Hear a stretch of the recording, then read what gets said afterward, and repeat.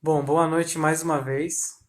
A gente está aqui essa noite para falar sobre o fim da vida com dignidade no Alzheimer.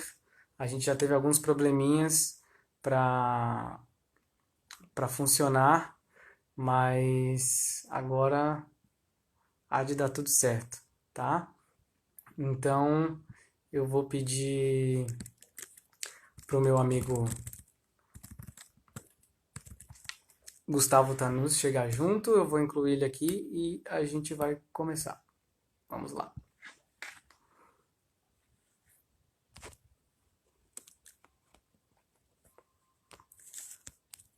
Gustavo, você pode fazer a solicitação, por favor? Tá.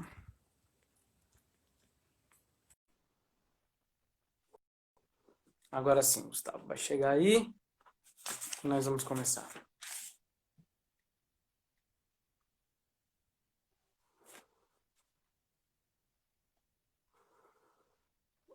Só aguardando ele entrar.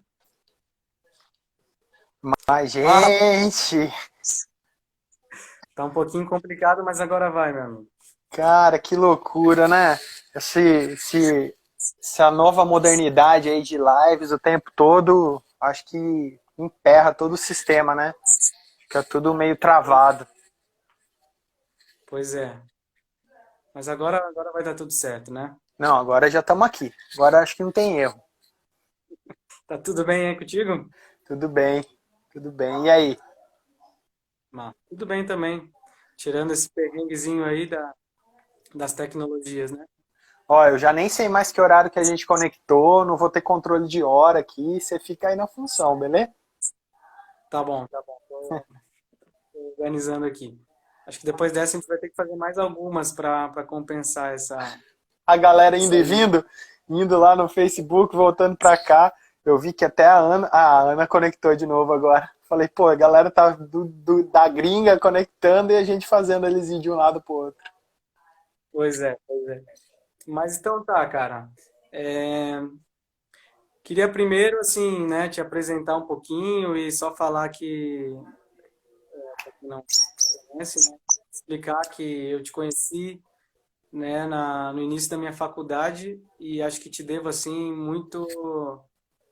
muita gratidão, assim, talvez sem querer ou sem saber, fosse muito importante, assim, para minha formação, porque logo no início da minha faculdade, né, a gente se deparou com um projeto lá de dos terapeutas da alegria, que era um projeto que tu ajudava, né, a coordenar e tudo mais, que era da gente, né, para quem não sabe, a gente se vestia de palhaço, ia no hospital infantil aqui em Florianópolis, e hoje eu vejo assim como foi um processo importante para mim, tanto em termos de humanização, né, de enfim, né, como postura, como profissional da saúde, ali mesmo a Ana Luísa, o doutor Pimenta, o doutor Maculelê, Maquilelê, e como aquilo foi importante, assim, e também já tinha um pouco, né, dessa questão, assim, da morte, da finitude, né, então a gente estava em contato com crianças que muitas vezes estavam em processos bem difíceis, e aquela questão do hospital, então aquilo ali já foi uma introdução para mim, assim, então obrigado mais uma vez por essa experiência, acho que a gente pode até voltar a falar um pouco mais dessas coisas, mas então eu queria que te apresentasse um pouquinho, e falasse sim sobre o teu trabalho, como é que tu entrou nesse assunto da finitude, da morte. Uhum. Poxa, fico até sem palavras agora, porque o Terapeutas da Alegria realmente foi um projeto bastante importante, assim, na minha trajetória, né? E foram quase 7 anos, assim, do meu processo acadêmico e de formação humana. E ter vocês assim junto, né, no processo de formação, de coordenação de visita, também me ajudou e me fez crescer demais como profissional e como ser humano, assim, né? Então, sou bastante feliz por ter podido compartilhar essas questões com vocês, né? Tá aí você, a Ana tá aí também, né? Mas a gente sabe que tem mais pessoas. Então, fico feliz pelo convite também, por esse e vários motivos, né?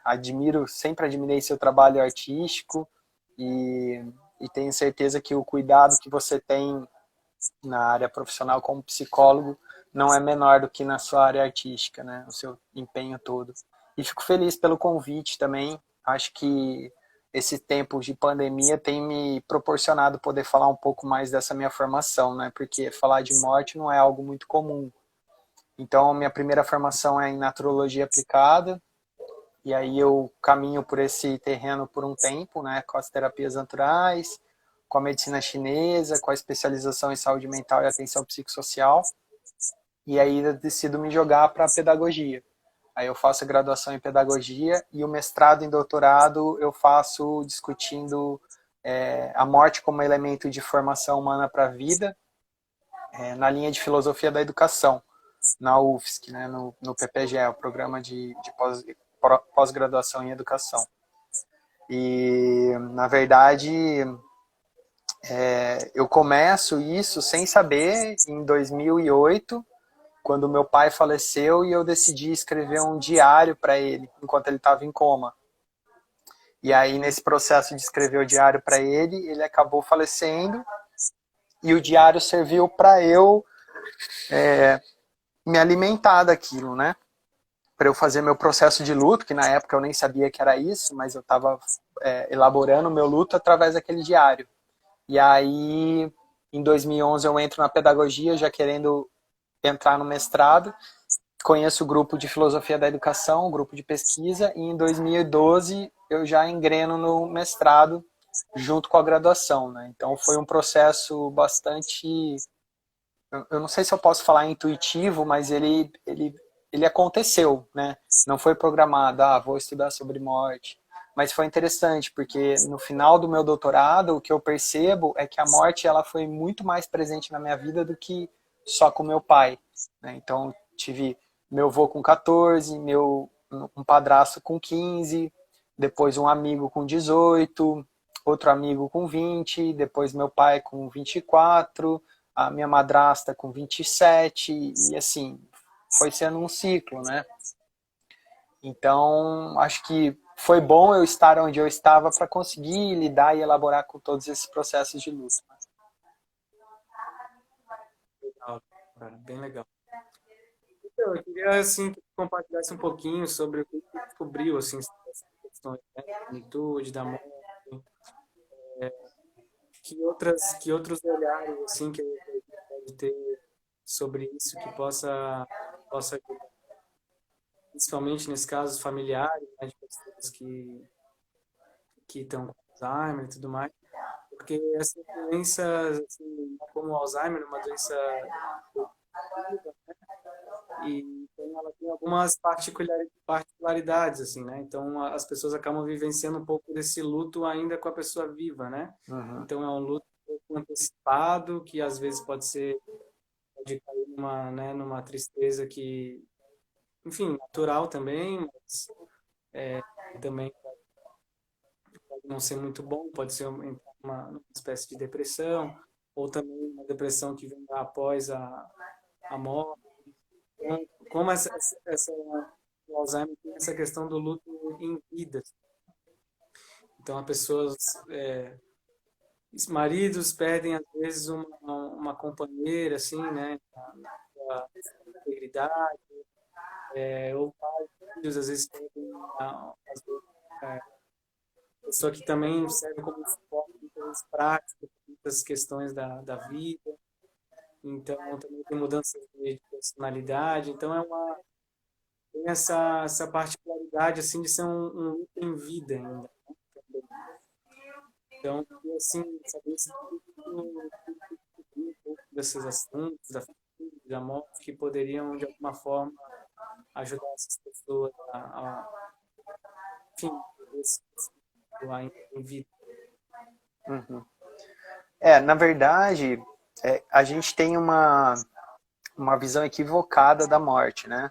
Porque quando a gente vai falar sobre morte, a gente sempre pensa na morte do corpo físico. Parece que ela está atrelada a isso, né? Parece que morrer está relacionado com eu não ver mais a pessoa, né? E na verdade, a morte nada mais é do que o encerramento de um momento, de um processo, né, o encerramento de um período, um encerramento, né? Ah, eu parei, eu acabei meu, eu não faço mais visita com terapeutas da alegria, por exemplo. Encerrei meu ciclo, né? Foi um momento de finitude daquele processo. Então, eu acho que a gente começa se equivocando ao falar da morte porque a gente não percebe as diversas mortes que a gente tem ao longo da vida, né? E eu acho que essa é a grande sacada. A partir do momento que a gente começa a compreender que a gente já nasce morrendo, né? Já nasce saindo de um lugar quentinho, que eu me alimento automaticamente, que os barulhos não me perturbam, que eu não tenho que fazer muita força para nada, né? Sair da barriga da minha mãe, já estou morrendo. Né? Esse é um grande primeiro processo de morte na vida. Só que a gente não entende isso como morte, né? A gente chama isso de nascimento. Né? E olha só como os dois estão ligados já desde o início. E eu acho que esse é um fator bastante significativo para a gente conseguir compreender a morte, né, e conseguir elaborar o luto das pessoas que ainda estão vivas, né? E a gente não para pensar isso ao longo da vida. Então, eu acho que você perguntou, né, o que eu pude constatar, o que eu pude perceber. Eu acho que a grande sacada é perceber que enquanto a gente está aqui vivo, a gente tem formas de mudar aquilo que está acontecendo, né? E aí, quando a gente finaliza, chega no fim da vida, a gente não consegue mais mudar as coisas. Então, aquele clichê, né, de valorizar o dia como se fosse o último, ele começa a fazer só sentido quando a gente está muito próximo da morte, né? E eu acho que uma grande sacada para essas doenças, por exemplo, o Alzheimer, é compreender isso, né? De alguma forma aquela pessoa tá, mas não tá, né? Ela é, mas não é mais, né?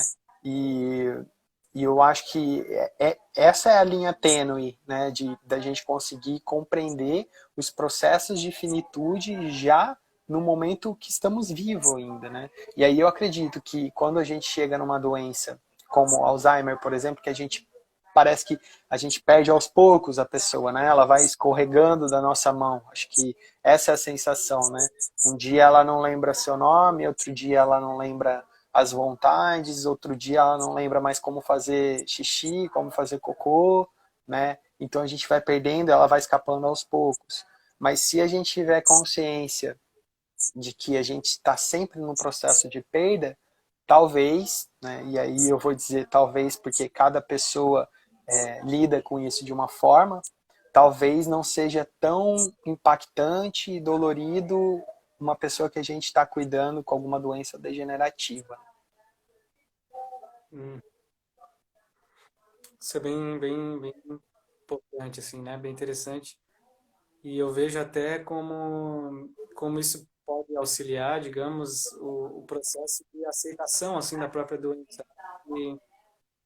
Que tem muitas pessoas que a gente vê que tem uma tendência a negar um pouco a doença. Então, também, como é uma doença que começa com alguns lapsos, assim, né? Alguns episódios mais soltos.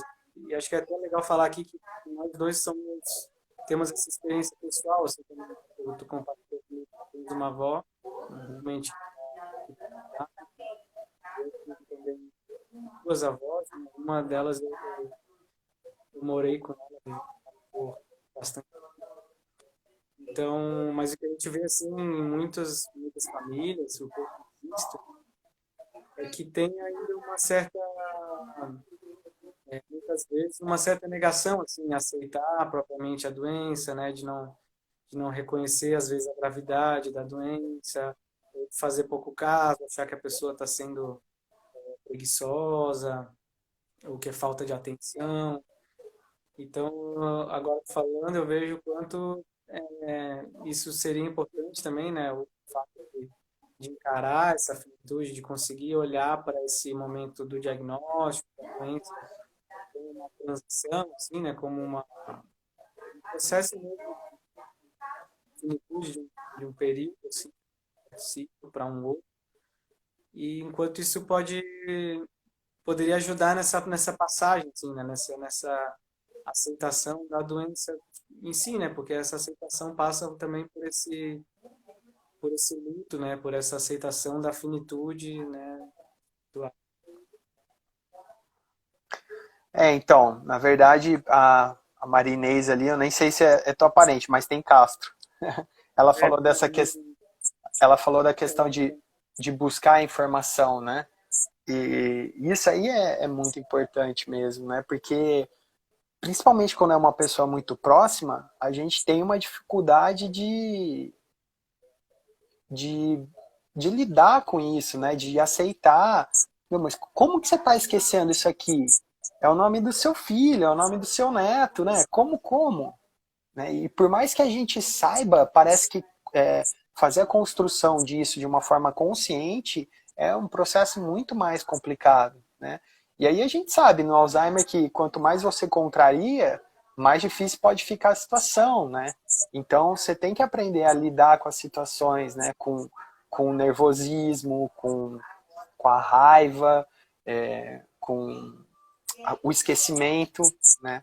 E o esquecimento eu acho que é uma dor muito grande, assim, né? Eu lembro, você falou sobre a minha avó, né? E realmente ela tá com Alzheimer, né? Já faz 11 anos que tem o diagnóstico. Primeiro que tem isso, né? Tem um tempo para dar o diagnóstico, né? Então, tem um tempo para dar o diagnóstico que você já fica naquela, poxa, é ou não é? Aí você vai fazer a besteira de procurar no Google, de se consultar pelo Google, e aí parece que as coisas ficam mais complicadas ainda. E aí, de repente, beleza, é Alzheimer. Então tá. Aí você vai atrás dessas informações. Né? Mas eu lembro que a ficha caiu para mim de verdade, assim. Eu já sabia que minha avó estava com Alzheimer, mas quando ela não sabia mais o meu nome. Né? Quando ela me chamava pelo nome do filho mais novo dela. Né? Eu sou o neto mais velho e ela me chamava pelo nome do filho mais novo. Talvez possa ter essa relação, né? Mas para mim aquilo lá foi a punhalada final, assim, tipo, pô, ferrou. Minha avó tá em um outro paralelo aqui, né? Ela tá, mas não tá. E eu acho que essa questão realmente de buscar a informação, ela é essencial para a gente conseguir lidar com a situação e ter consciência mesmo do processo, né? Uhum. É, é isso, né? Tem um tempo, esse tempo assim de ir descobrindo, né? De diagnosticando, avaliando, mas e essa questão da de quando a pessoa não te reconhece mais, né? Isso pode ser muito devastador assim para quem está perto. E, e isso de certa forma já é também um luto que a pessoa se vê tem que lidar, né? De realmente agora não restam dúvidas de que alguma coisa mudou ali na relação. Como que é nas tuas pesquisas teve uma relação com as crianças, assim, né? Eu fiquei um pouco curioso de saber um pouquinho puxar um pouco pela visão deles, assim, o que eles poderiam nos ensinar sobre Então, como eu te falei, a minha pesquisa ela começou de uma forma muito mais minha, né, do que exatamente com o objeto, né? Qual que foi a sacada? Quando eu senti a morte bater bem próximo de mim, assim, parecia que eu tinha amadurecido. Parecia que aquele cara lá de 24 anos tinha 40 anos de idade. Porque eu mudei minha relação com as pessoas, eu mudei minha relação com as coisas, eu mudei minha forma de pensar um pouco a vida, né? E aí eu me sentia mais maduro. Então minha primeira indagação, que foi a indagação que eu fiz no mestrado, foi essa, né? A morte como elemento de formação humana para a vida. Porque eu queria descobrir se outras pessoas, ao vivenciar a morte de alguém próximo ou passar por uma situação de quase morte, se elas se sentiam mais maduras após essa experiência, né? E aí as respostas, é claro, eu fui buscar na filosofia, né? E aí é onde eu começo a estudar bastante Nietzsche e Montaigne, é um filósofo, Montaigne é um filósofo francês, o Nietzsche mais conhecido, né, é alemão. E aí, atrás disso, eu vou achar algumas pesquisas e descubro um livro do Freud, que é o Totem e Tabu, que o Freud vai falar que a morte é um tabu e ele descreve isso para o ser humano adulto, né? Ele não fala isso para o ser humano criança. E aí, quando eu acabo o meu mestrado, eu falo, opa, então pera lá, como que é isso com as crianças, né? E aí é onde eu decido investigar com crianças como elas lidavam com a morte ou com a finitude das coisas, né? E, e aí eu fiquei por um mês e meio frequentando uma escola, uma mesma duas salas, né, de crianças do primeiro e do segundo ano. E aí eu desenvolvi um caminho assim para fazer a entrevista com essas crianças, para daí perguntar para elas o que é vida, o que é morte e como é viver e como é morrer. E aí a gente sabe que nas ciências humanas a gente não trabalha tanto com uma quantidade, né, mas sim com a qualidade. Então, eu faço uma análise, de alguma forma, do discurso dessas crianças, né? E basicamente para compreender que elas lidam com a finitude de uma forma muito mais simples que os adultos, né? Então, o grande problema nesse processo todo está com o adulto que vai ensinar as crianças, né? Então, a criança, ela lida numa boa com a morte, né? Eu não sei se você teve a experiência com as suas avós, de ter crianças próximas delas, né, e como essas crianças lidavam com isso, né? Mas com a minha avó, a gente não tem crianças numa idade de, sei lá, 5, 6 anos, assim, que para poder analisar a forma com que eles lidam, né? Mas com certeza vai ser de um jeito muito mais brincando, nossa, sei lá, a criança ela é muito mais simples no sentido de, a vovó tá esquecendo de novo, sei lá, alguma coisa nesse sentido, né? Então, a grande sacada é a criança não tem tabu nos processos. O tabu sempre vem dos adultos, né? Hum. E o que que tu viu assim sobre esse tabu da morte, assim? Porque é um pouco isso assim, né? A gente vê também nessa questão do Alzheimer que tem bastante gente que ainda, mesmo com nos estágios mais avançados, assim, já que tem pessoas que realmente sentem muita dificuldade assim de elaborar esse luto mesmo e enfim, se sentem muito apegadas, né? E as pessoas também, muitas delas se disponibilizam muito, né? Quase, sei lá, 24 horas por dia, muitas vezes, muitos casos, para essa relação, né? Então fica uma relação muito próxima, muito de muita ajuda, assim.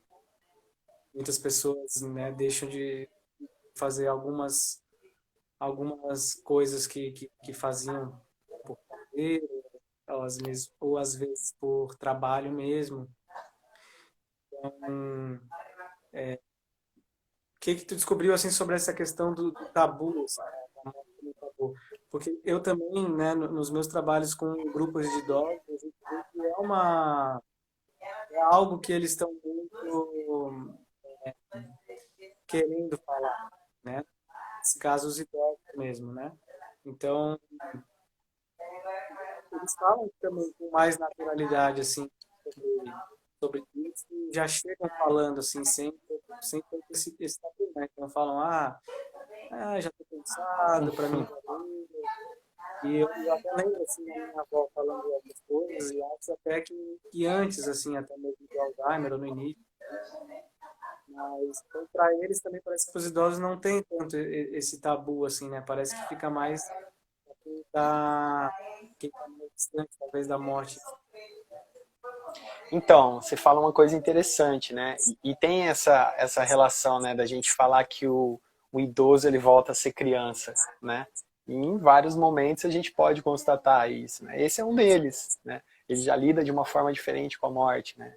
Minha avó fala quase sempre, né?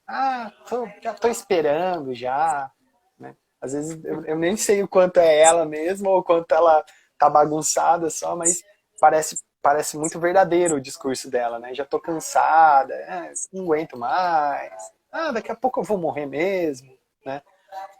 Mas eu acho que a grande questão de a gente ter uma pessoa com Alzheimer e termos que cuidar dela é que são dois momentos de luto diferentes, né? A gente vai fazer isso que a gente está chamando do luto antecipado, que é algo bastante em alta agora, né, por causa da pandemia. Então, sei lá, a gente sempre está na preocupação, né? Meu, será que eu vou aqui na esquina e posso pegar um corona, posso estar assintomático, ir para casa do meu avô, da minha avó, de alguém mais velho, de alguém mais vulnerável, e essa pessoa pegar também, né? É um luto constante, né? E antecipado, ninguém morreu, né? O Alzheimer, eu acho que já tem um detalhe que de alguma forma, a gente está perdendo essa pessoa. Essa pessoa é aquilo, ela está escapando da gente. Então, eu acho que o grande processo interessante do Alzheimer é que a gente consegue ir elaborando esse processo. Né? O processo do Alzheimer, ele facilita a elaboração do luto. Né? Porque quando a gente tem luto, por exemplo, por uma morte trágica, né? Um acidente de carro, e aí você vai ter que fazer o luto dessa pessoa, é 1000 vezes mais complicado. Né? E é claro, o grande problema dentro do Alzheimer é o desgaste que a gente vai ter, né? Que a pessoa que está cuidando, que a pessoa que está envolvida vai ter, porque ela não tem que elaborar apenas o luto da pessoa querida dela, né? Ela tem que elaborar o luto, como a gente já estava falando aqui antes também, de várias coisas dela, né? Várias coisas dela não são mais como antes. Né? Se ela não mora junto, ela vai ter que ir algumas vezes na casa dessa pessoa, né? Se aquele lance mora junto e está casado, vai ter alguma coisa nesse casamento que vai mudar.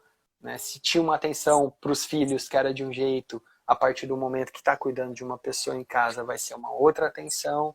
Né? Então, é isso que a gente, às vezes, perde a possibilidade de perceber que faz toda a diferença. Né? É um momento a gente tem que se despedir de várias coisas. Né? É a mesma coisa com o nascimento, né? A paternidade. A gente abre mão de muita coisa para ter um filho. Né? Às vezes, talvez, quando vai engravidar, quando está tentante, alguma coisa nesse sentido, você nem está percebendo isso. Mas depois que nasce, esquece, 1000 coisas mudam.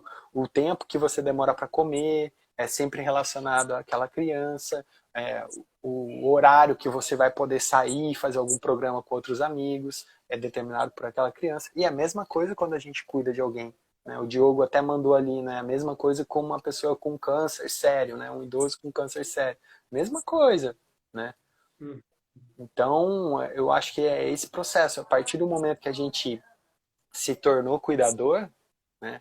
Ou tem uma pessoa que a gente precisa dar uma atenção maior em casa, né? Sendo criança ou sendo um idoso, tendo a doença que for, é uma elaboração de lutos nossos, né? Não só lutos por aquela pessoa que a gente vai perder em breve, né? Ou tá perdendo, mas tem o nosso luto com as nossas coisas, que ele é importante ser trabalhado, né?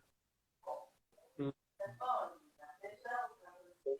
Esquecer esse esvanecimento, digamos assim, né? Esse luto mais gradual, ele poderia ser um facilitador, assim, né? Desse processo mais lento do que algo, né?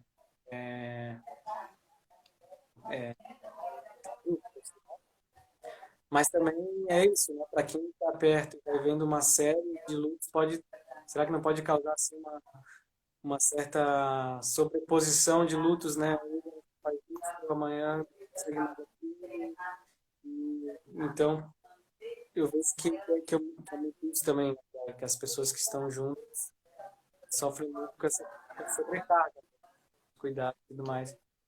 Mas também uma sobrecarga emocional, assim, né? Que essa sequência assim, de lutos também não é muito fácil, assim, né?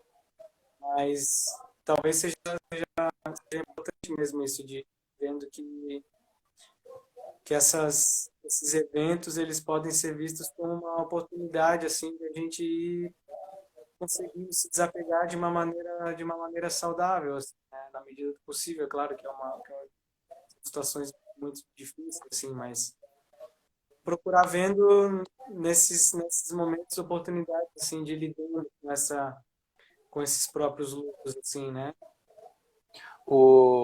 A Marinês ali também, ela mandou uma coisa que eu acho que é interessante, né, de pensar, que ela diz que ficou amiga do Alzheimer, né, e foi mais tranquilo, depois disso ela se divertiu com isso, né, chorava sozinha no chuveiro, mas com a mãe dela, ela foi feliz, né, tanto ela quanto a mãe. Eu acho que isso é uma parte bastante significativa no processo das doenças que são degenerativas ou de uma doença muito punk, assim, né? Como o Diogo falou, um câncer mais forte em um idoso, né? Eu acho que existem formas da gente conseguir trabalhar isso com leveza, né? Mas eu não consigo lidar com leveza com isso se a morte é um tabu para mim, né? Se eu não falo sobre minha morte, se falar sobre morte me assusta, né? Se eu não penso no fim da minha própria vida, né? Isso é uma coisa muito importante, né? As pessoas, elas têm que aprender a falar um pouco mais sobre a morte, porque a gente tem que saber o que as pessoas querem no final da vida, né?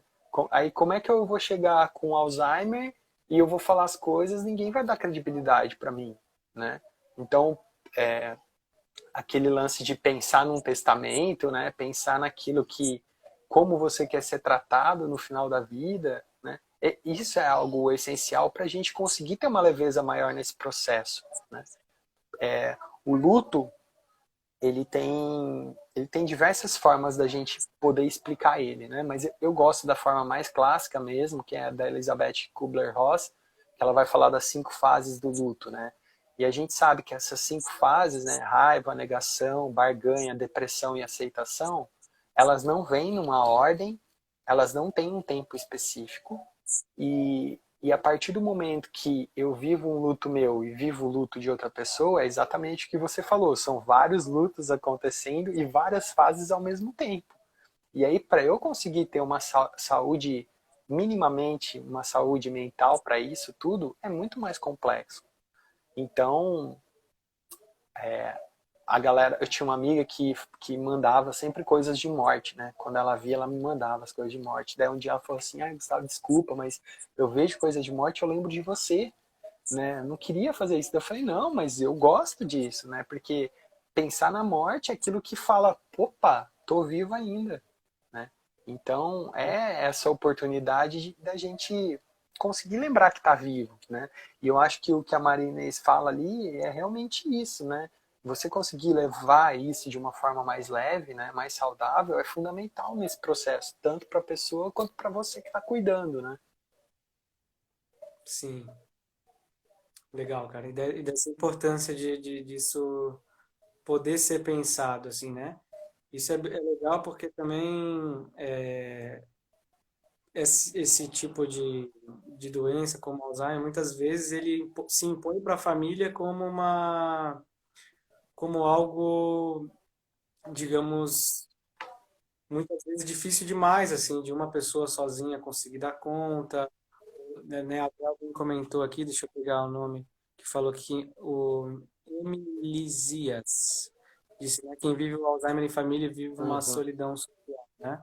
Então isso tem né, é, isso é um pouco, né, acontece mesmo e muitas vezes a própria família precisa às vezes pensar em soluções, né, em possibilidades. Então a importância de não se ter muito tabus assim, não só sobre a morte, mas para várias coisas, né? Por exemplo, a questão de casas de repouso, de instituições de longa permanência para pessoas idosas.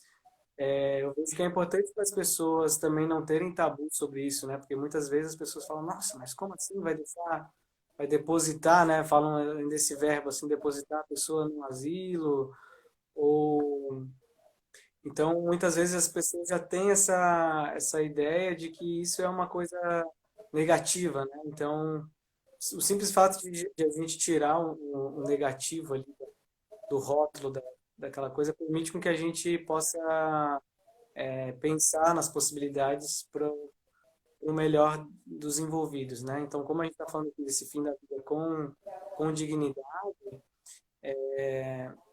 eu queria puxar um pouco desse lado, assim, dessa dignidade da pessoa, né? Como tu trouxe também essa questão do planejamento, assim, né? Dos cuidados futuros, né? Das tomadas de decisões médicas, que são importantes, né? E muitas vezes isso pode ser feito com a pessoa no início de um processo, né? Dependendo se aquela pessoa está consciente, assim, desse momento. Então, é importante que se possa falar sobre isso. Eu acho que isso é muito importante. Então, por exemplo, se a pessoa, que tipo de cuidado a pessoa gostaria de ter, ou que quem está do lado acha mais digno, né, ela passar. Então, são decisões, às vezes médicas mesmo, que vão precisar ser pensadas, e dá para pensar na inclusão da pessoa, nesse caso com Alzheimer, da pessoa nesse processo, mesmo que seja uma doença de declínio, né, cognitivo, assim. Então, por exemplo, né, escolhas sobre o uso de aparelhos de respiração no estágio final, sonda de alimentação, de hidratação intravenosa, até ressuscitação cardiopulmonar. Esse tipo de escolhas que são muito delicadas e que a pessoa tende, com a doença, a não ser mais capaz de decidir, e alguém que esteja do lado vai ter que decidir, né? Então é importante poder se pensar sobre essas coisas, poder falar sobre essas coisas, porque é a dignidade da pessoa está em jogo, né? Então, Uhum. quem ama, cuida e, enfim, precisa também se amparar nessa dignidade do outro para tomar as decisões melhores, para conseguir estar contente com essas decisões, né? É isso, né? Tem momentos que, e se a pessoa está lá no estágio avançado, a minha avózinha, por exemplo, ela foi até o estágio avançado, né, a avó que eu morei. E chegou o momento de ela não conseguir se aguentar mais. Então, no caso da minha família, eu sei que os filhos, assim, tinham uma certa ideia sobre esse planejamento, os cuidados futuros, assim, e quanto a isso é importante. Porque para eles, por exemplo, eles sabiam que eles não gostariam de ficar postergando essa vida a qualquer custo, né? Então, muitas vezes, para a pessoa também pode ser importante participar desse processo, poder fazer uma manifestação de testamento ou de pensar junto sobre essas escolhas que não são fáceis, né? Se Não, forem tabus, vão ser muito mais difíceis, né? não, e aí é muito louco, né? Porque a gente fala de um acúmulo de tabus, né? Porque se falar sobre morte é um tabu, se pensar sobre morte é um tabu, falar de processos de ressuscitar, né? Tipo uma questão de entubar, uma questão de recuperação cardiopulmonar, sei lá, isso é mais tabu ainda, né? Mas não, então como assim? Você quer que deixe morrer, né? Então, e aí você decide, ser como familiar responsável vai decidir aquilo, né? Então, olha só como é uma sutileza extremamente importante de ser pensada ao longo da vida, né? E assim, e coisas meio também, né? Eu sou filho único e como tenho avó com Alzheimer, então eu já tive algumas conversas com a minha mãe, por exemplo, com relação a isso, né? Ao fim de vida. Então, eu sei, por exemplo, que minha mãe quer ser cremada, por exemplo, né? Eu sei também que ela já falou, ó, se estiver mal,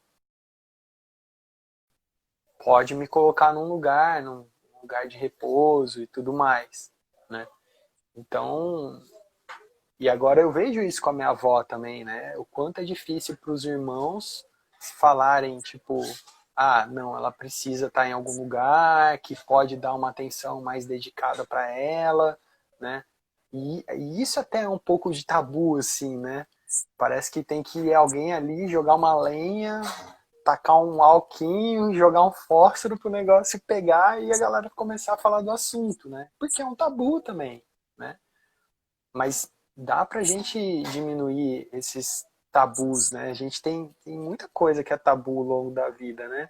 E aí o fim da vida também ser um processo de tabu, né? Isso tira totalmente a dignidade no final da vida, né? Então, a gente precisa sim, cada vez mais, pensar no final da vida, né? Pensar na morte. E isso faz, né? Chegar no fim da vida com dignidade significa que você viveu com dignidade também, né? Agora, chegar no final da vida sem ser ouvido o seu próprio desejo, sem, né? Sem ser respeitado, aí realmente é um grande problema, né? Uhum. É. Então, eu pensei em 5 coisinhas aqui que eu poderia contribuir assim sobre essa questão, né, da desse desafio assim, digamos, de como, né, como fazer essa passagem com dignidade, né? E tem algumas coisas que eu queria trazer para ver o que que tu pensas e o que que o pessoal também pode complementar.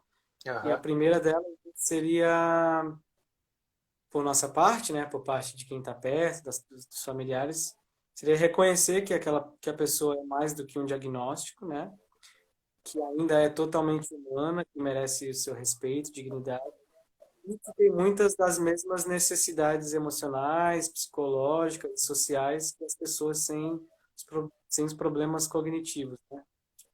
Então, isso também acho que é bem importante, porque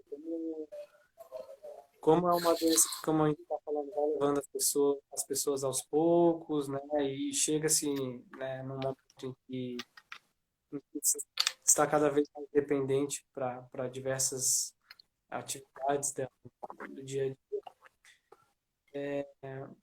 Quando a pessoa para de responder, de interagir, se tende muito a pensar de que a pessoa não tem mais necessidades, assim, né? Só tem as necessidades básicas lá, físicas, e se esquece as necessidades emocionais, né? E, e já se tem muito estudo do quanto essas necessidades, tanto físicas quanto emocionais, são muitas vezes geradoras, assim, causas de sintomas que aparecem, né? De sintomas psicológicos mesmo, de comportamentais, sintomas de agitação, de delírio, de raiva, do quanto esses sintomas também estão ligados a essas necessidades que muitas vezes não conseguem ser reconhecidas pela incapacidade da pessoa de se expressar, né? Então, uma das dicas, digamos, que eu poderia trazer seria isso, assim, né? De olhar para além do diagnóstico e mesmo com a pessoa debilitada, reconhecer que ela tenha muitas das mesmas necessidades, né? Não só físicas, mas emocionais, de carinho, de conforto, de amor, de pessoas conhecidas, queridas, mesmo que ela não esteja reconhecendo, né? De abraço, de beijo, de a comidinha preferida. Então, inclusive eu tenho lido coisas do neurologista, o Oliver Sacks, que tu deve conhecer, né? Uhum. E traz um pouco isso, assim, do quanto os nossos traços pessoais, assim, de gosto, estilo, eles são muito arraigados, assim, neuronalmente, digamos assim, né? Os circuitos cerebrais, assim. Então, essa questão neurológica do quanto as características pessoais de cada um, elas são muito basais, assim, são muito a base de todo mundo. Então, coisas simples como a comidinha preferida, um jeito de falar, um jeito de tocar, um jeito, como tudo isso, isso permanece, assim, por muito tempo, né? Então, essa é uma das questões, assim, dessas necessidades que muitas vezes não são atendidas por meio, por conta da pessoa não conseguir expressar, né? Outra coisa seria identificar o que que a pessoa gosta de fazer, o que que são os eventos que a pessoa acha agradável, né? Se ela gosta de dar uma voltinha, que hoje tá mais chato, tá complicado. Hum. Se ela gosta fazer crochê, de escutar música, de se reunir com alguém, de receber visita, identificando assim um pouquinho o que a pessoa gosta de fazer para ir e trazendo isso para a rotina também, né? Para não largar isso. O respeito espiritual e religioso, né, da pessoa, qual que é as crenças dela, quais são as religiões, se tem alguma religião, procurar respeitar isso, seguir isso, né? A questão do planejamento que a gente trouxe, né, dos cuidados futuros, qual vão ser as tomadas de decisões médicas e tudo mais. As outras duas coisas, né? Reduzir o excesso de incapacidade da pessoa, que muitas vezes a gente quer fazer pelo outro, então a pessoa não consegue fazer uma coisinha, você já faz todo o resto por ela, e isso vai deixando ela mais incapacitada, né? Isso vai intensificando essa incapacidade da pessoa. Então, seria evitar isso, tentar ajudar só no que for preciso, porque a pessoa ela ainda pode ser capaz de fazer muitas das tarefas por bastante tempo ainda. E por último, o que a gente também já comentou, de compreender a doença e não culpar a pessoa, né, pelos sintomas, porque ela não está sendo preguiçosa e nem está tendo falta de atenção, nada assim, né? Então, isso foram um pouco algumas coisas que eu pensei, assim, para ajudar a clarear também o que seria trazer essa questão da dignidade, assim, para esse fim da vida, no caso do Alzheimer, no caso de uma pessoa que vai perdendo a capacidade cognitiva, a capacidade de se expressar e de até fazer muitas coisas sozinha, né? Uhum. O que toca aí dessas coisas? Então, na verdade, eu gostei da contribuição que a galera foi dando ali, né? Então, primeiro Ah, valeu. falando das casas que na Europa estão mais preparados para receber idosos em casas de repouso, e aqui parece que tem um tabu e uma aceitação um pouco diferente, né? Acho que é uma coisa que a gente pode levar em consideração. Uhum. Também falaram ali sobre a importância de respeitar o jeito da pessoa sempre, né? Os gostos, a importância de criar a rotina também, né? Que às vezes pode contribuir. A gente sabe que na infância já contribui bastante, né? E aí, quando tá idoso e aí com uma doença ainda, talvez seja interessante, né? Mas sabe, você tava falando, Lucas, eu lembrei, pensando em dica, em possibilidade, assim, eu lembrei de uma série da Netflix nem fazendo propaganda pros caras, né? Mas eles nem precisam. Mas chama Afterlife, né? E eu não sei se você já viu. É uma Não, série não. é uma série do cara que perde a esposa. Isso não é um spoiler porque começa assim já a série. E aí a série toda gira em torno do luto dele com relação a essa esposa. Então assim, a vida perde a graça para ele e aí ao longo da série toda vai tendo várias pessoas que vão perdendo algumas coisas assim, sabe? E ele tá próximo dessas pessoas. Cara, é uma série que vale muito a pena. E tem um pai dele que tem Alzheimer e tá numa casa de repouso. E são 2 temporadas. É, é uma série tragicômica, assim, sabe? Você quer chorar e rir ao mesmo tempo. Então, acho que, além disso, traz muito tabu relacionado com a questão da masculinidade, né? Ele, como homem, enfrentando essas questões da ordem de algo mais sensível, digamos assim, né? Então, é uma série que vale muito a pena. Acho que a gente consegue aprender muito ali com o luto e sobre o luto. Daí tem e aí é interessante, né? Porque ele tem o pai com Alzheimer e a esposa, ela morre por causa de câncer, né? Então, e aí ela deixa vídeos gravados para ele, né? Eles gravam muitos vídeos assim. Então, é uma série muito bonita, né? Que fala exatamente dessa questão de como elaborar esse processo todo da perda, né? E como, depois do processo da perda, como reconstruir esse ambiente, né, que é dele. Mas acho que com relação ao Alzheimer, ele tem diversas formas de ser encarado, né? Eu Eu acho que o primeiro ponto é realmente a gente ter e buscar informação sobre isso. O segundo ponto é o momento que a ficha vai cair, né? Eu acho que a hora que a ficha cai, a gente muda um pouco o processo. E eu acho que o terceiro e ponto mais fundamental, assim, é de alguma forma tentar ter uma coerência de diálogo entre as pessoas da família, né? De repente, claro, pode acontecer, né? Ser só eu e aquela pessoa, né? Não ter irmão, não ter tio, não ter nada. Mas enquanto tiver, que possa ter uma coerência e que a pessoa que é a cuidadora, né? E eu sei que você vai falar sobre isso, e é assim que acontece, né? Sempre acaba sobrando para uma pessoa, né? E essa pessoa que é a pessoa que sobra para cuidar, que ela possa ter mais voz, né, nesse processo de vamos fazer o quê? Né? Estamos nesse estágio, e agora? Né? E eu acho que isso é muito importante, né? Principalmente priorizando a saúde daquele que está sendo o cuidador. Né? Que a gente sabe que dentro da saúde é um tema bastante significativo, né? E eu sei que provavelmente nas próximas lives que você vai fazer, você vai falar sobre isso, né? Mas é a saúde de quem cuida, né? A gente sabe que nós que trabalhamos com saúde, eu falo nós porque a minha primeira graduação é na saúde, né? E, e como professor eu também entendo que eu cuido de pessoas, mas a gente que cuida dos outros também precisa ter uma atenção pra gente e ser cuidado de alguma forma, né?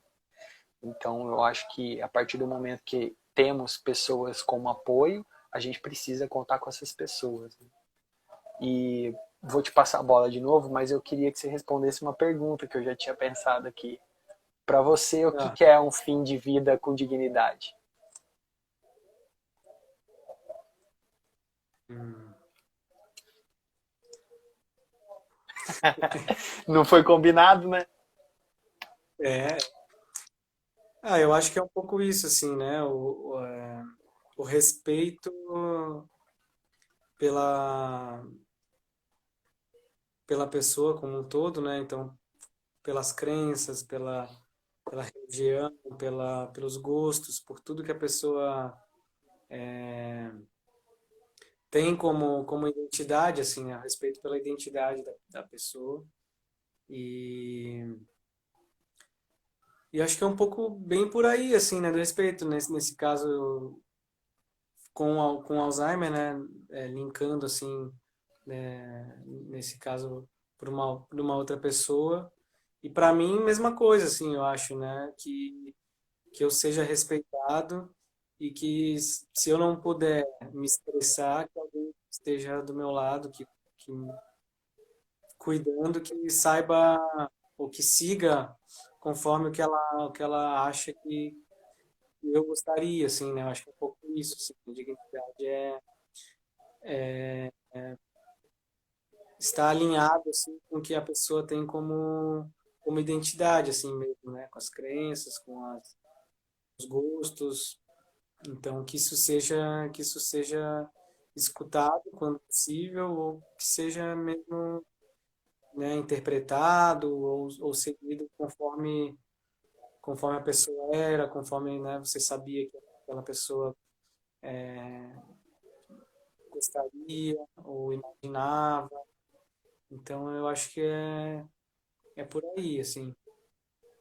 É, E é desculpa, mas fala, acho que é um fala. outro tabu também, porque é isso, né? Muitas vezes o fato do Alzheimer, da doença e da maneira como as pessoas acabam ficando, se seguem até o estágio mais avançado, eu acho que muitas pessoas podem olhar como falando, essa pessoa perdeu a dignidade, porque ela está sendo ajudada até para fazer as suas necessidades, Uhum. né? Quando, na verdade, eu acho que não necessariamente, né? Porque se ela está sendo bem cuidada de uma maneira que ela gostaria, se ela pudesse se expressar, eu acho que isso não é motivo de nenhuma vergonha, né? Uhum. A Marinês ali, super contribuindo a Marinês, hein, Lucas? Tem que dar uma estrela aí para ela. É Mas verdade. o Diogo falou, né? Esse é um problema, se a pessoa não fala e não deixa claro durante a vida o que pensa sobre isso, né? Então, eu acho que essa é a batalha, né? Essa é a briga da gente conseguir quebrar esses tabus, né? mas eu ia colocar que a Marinês falou ali sobre a questão de se colocar no lugar do outro, né? E como isso, e como faz falta isso, assim, né? Eu acho que são duas palavras que eu gosto bastante, né? É empatia, né? Que é conseguir se colocar no lugar do outro, e a alteridade, né? Que é perceber o outro como diferente. Então, eu acho que são duas palavras que a nossa sociedade tem carecido tanto, né? E em diversos setores, né? Não só na saúde, mas na educação, nas relações sociais, na própria assistência social, né? Eu acho que são duas palavras que nós estamos bastante carentes delas, né? E Sim. e aí você falou de uma, eu te perguntei essa da dignidade porque eu estava tentando pensar isso para mim, né? E aí eu lembrei que é muito louco quando a gente pensa no Alzheimer, parece que a gente pensa numa pessoa velhinha assim, né? E eu tenho um amigo que ele tem 35 anos e acho que já faz 2 anos que ele está diagnosticado com ela, né? Que é a doença do Stephen Hawking, né? Então, e é muito louco, assim, ver isso, sabe, Lucas? Porque por mais que eu fale sobre morte, né, eu me considero desconstruído com relação a esse tabu, parece que quando vem os socos de frente com 30 anos, assim, né, 30 e poucos anos, é uma outra pegada, né? Só que ele não deixou de ser o mesmo cara que ele era. É um dos caras mais palhaço, assim, que faz comédia de tudo. Ele é aquele que zoa dele mesmo para fazer os outros darem risada, sabe? E ele não deixou de fazer isso nem agora, com a doença socando ele de frente, né? Mas como é importante realmente a gente ter consciência disso, né? Porque falar sobre isso é muito importante, porque pode ser amanhã o processo que acontece comigo, né? Não quando eu tiver, sei lá, 70, 80 anos, né? Então, eu acho que essa é uma sensibilidade que a gente precisa ter, né? Se colocar no lugar do outro quando ele tá velho é uma coisa, agora se colocar no lugar do outro quando ele tá novinho é outra, né? É. Gustavo, nós estamos chegando muito ao final. A gente tem pouco mais de 2 minutos. Então, eu quero aproveitar aqui esse finalzinho para super te agradecer mais uma vez a disponibilidade e a parceria. Pedir desculpas a todo mundo pelas idas e vindas que a gente teve com a tecnologia. Dizer que nós estamos aprimorando isso aí e que nós teremos mais dessas lives ao longo da semana para seguir acompanhando. E quero te dar a palavra aí para dar tchau pro pessoal também. E, enfim, se tiveres mais alguma coisa para acrescentar. Ah, eu quero agradecer. Muito bom falar contigo, meu parceiro. Maquelele, Dr. Pimenta fazia improvisos sensacionais no hospital, não foi diferente aqui, de cara limpa. Quero dizer que foi muito bom. É um assunto, falar de morte, finitude, são assuntos que me provocam e me instigam. Adorei a participação da galera toda aí, vi que entrou uma galera assistindo, não sei quem está assistindo ainda, mas é bom essa troca, né? Eu acho que isso é uma coisa que a pandemia tem feito pra gente, essas boas trocas e bons reencontros. Então, muito obrigado aí, Lucas. É verdade. Obrigado, cara. Obrigado mais uma vez. Obrigado a todo mundo que participou. A Maria Inês, participando, a Mariana Caxias, a Amy Cris Dávila, que por coincidência é minha mãe, o A ideia é a Diogo, minha mãe também, ó. A mãe tem que assistir, rapaz. tem que assistir, né? E todo mundo que participou aí, tá bom, gente? Novamente, essa semana teremos outras conversas, eu vou receber outros convidados, mas com certeza o Gustavo vai voltar para a gente falar sobre esses e outros assuntos. E é isso aí, pessoal. Então, muito obrigado mais uma vez, boa noite a todos e vamos nessa, né? Se cuidando. Salva essa live aí, rapaz. Vou salvar, para todo mundo assistir aí. Fechou. Então, Valeu, Lucas. valeu, Gustavo, um abração, cara. Bom te ver. Abraço. Até mais. Tchau. Até.